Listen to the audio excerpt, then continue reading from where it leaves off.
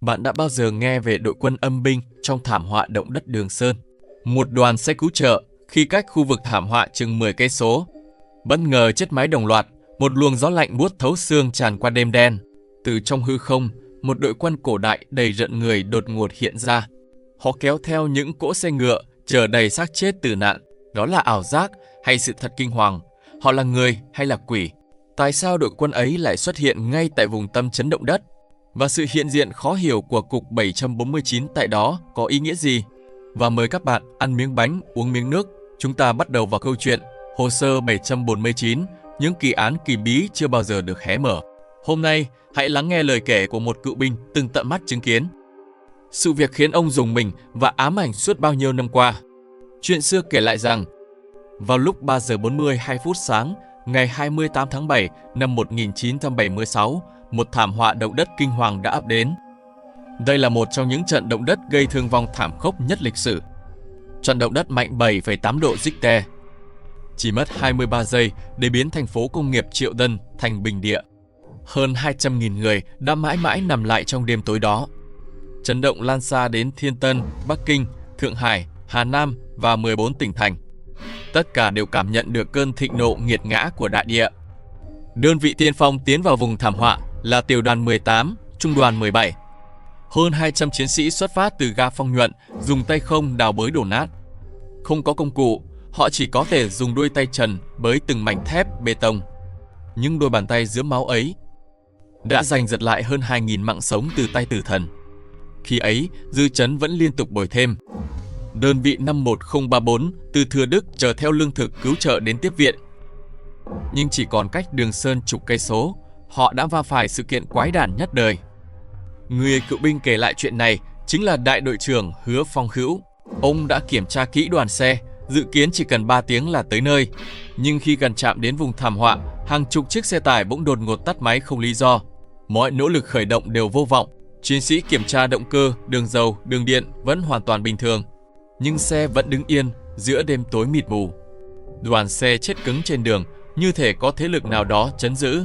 Hãy tưởng tượng xem, hàng chục xe cùng hỏng giữa vùng núi hoang vu lúc nửa đêm. Ai nấy đều thấy gai người. Đúng lúc đó, một cơn gió lạnh lẽo ập tới dù đang là mùa hè oi ả. Luồng gió buốt giá khiến tất cả run lên cầm cập, như thể rơi vào hầm băng. Đèn pha xe chớp tắt liên hồi, rồi lịm tắt hẳn, xung quanh tối đen như mực, không thấy bàn tay mình. Tiếp đó, viên thông tin viên từ xe dẫn đầu truyền lệnh: để xe vào lề, tất cả vào thùng xe. Bịt tai, nhắm mắt, tuyệt đối không được mở mắt nhìn dù nghe bất cứ âm thanh gì. Hứa Phong Hữu lòng đầy nghi hoặc nhưng quân lệnh như sơn. Ông cùng binh sĩ đẩy xe vào lề, vừa chui vào thùng xe. Từ xa vang lên âm thanh kỳ quái, không phải tiếng động cơ mà là tiếng vó ngựa dồn dập ngày một gần, hòa lẫn tiếng xích sắt kéo lê dưới đất và những tiếng than khóc văng vẳng. Mặt đất rung chuyển nhẹ. Hứa Phong Hữu không kìm được sự tò mò. Ông lén hé màn nhìn ra. Một cái nhìn khiến ông suýt nữa hét lên. Trong làn sương mù, một đội quân đang tiến về phía trước. Không phải lính hiện đại, mà là những binh sĩ cổ đại mặc giáp trụ hoen gì, uy phục tả tơi, bước đi không tiếng động, cúi gằm mặt. Họ kéo theo những cỗ xe ngựa chở đầy những hình người. Nhìn kỹ hóa ra họ mặc y phục hiện đại, đoàn quân dài hun hút. Phải mất nửa giờ mới đi hết. Chính trị viên bên cạnh cũng lén nhìn. Sau đó ông bảo trên những cỗ xe ấy ít nhất có 20 vạn xác người. Hứa Phong Hữu khi ấy sợ đến hồn siêu phách lạc. Sau này, khi số liệu tử nạn chính thức công bố, ông mới bàng hoàng toát mồ hôi. Đúng 24 vạn người, con số trùng khớp đến giận người. Kinh hoàng hơn là khi đoàn quân sắp đi hết, tên lính cuối hàng bỗng quay đầu nhìn về phía xe của Hứa Phong Hữu.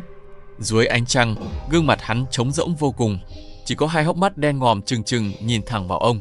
Hứa Phong Hữu vội thụt đầu lại, tim đập thình thịch như muốn vỡ ra. Chẳng bao lâu sau, sương mù tan biến.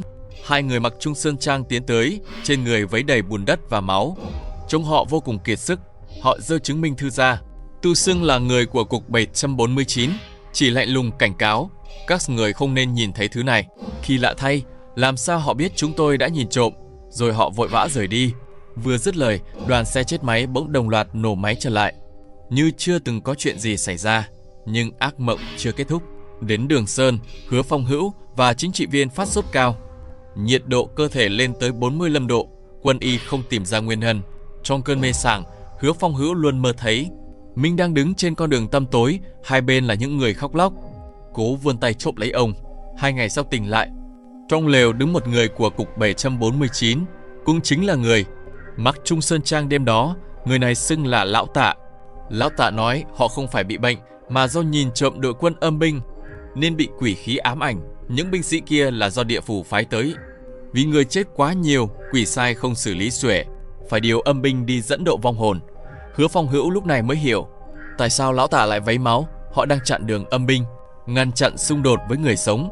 Lão Tạ thở dài, các anh đến cứu trợ, tích được công đức, dương khí chưa tận, nếu không thì khó mà tỉnh lại. Sau đó tại khu thảm họa, Hứa Phong Hữu luôn thấy lạnh sống lưng. Nhiều lúc nghe tiếng cứu trợ trong đống đổ nát, đào ra chỉ là gạch vụn. Thỉnh thoảng nhìn gương mặt nạn nhân, ông lại thấy quen thuộc đến lạ, dù chẳng thể nhớ ra là ai. Mình làm sao có thể quen biết nhiều người tử nạn đến vậy?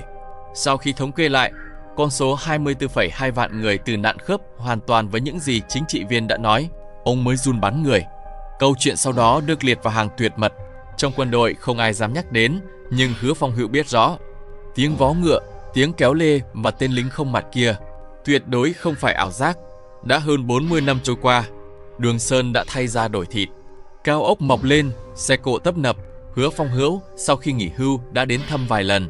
Đúng trước bia tưởng niệm, chạm vào những dòng tên, ông vẫn nghe thấy tiếng vó ngựa xa xăm.